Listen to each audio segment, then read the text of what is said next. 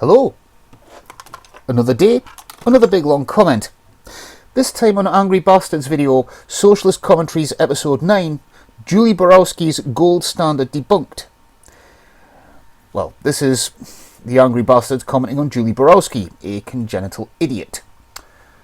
So here's my big ass comment here. First off, I've got like the cards on her back wall.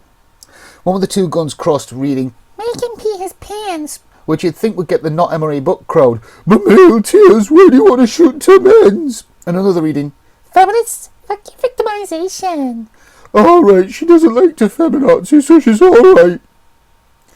And I wonder if the same people are trying to get idiots to buy their gold, or the same people who flooded seemingly every commercial break on television, radio and the internet a few years back with ads for cash for gold type services. And it appears that Keynes was advocating not the gold standard, but the IMF and the World Bank.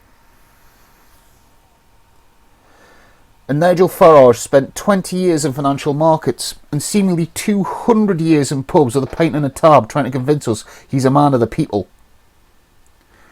And the strongest economy in the world? China. A communist nation with a state-run economy, so state capitalist dictatorship would be more accurate.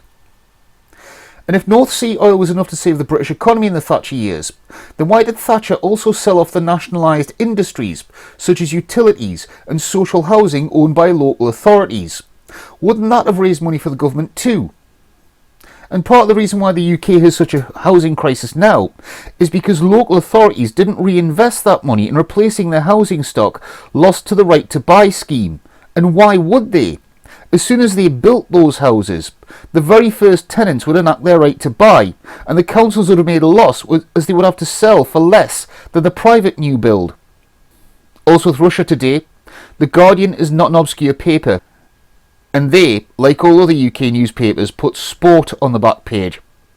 Furthermore, the points the RT present are raised are more likely to be found in the Russian-owned Independent, which, while not an obscure paper, has a smaller circulation than The Guardian.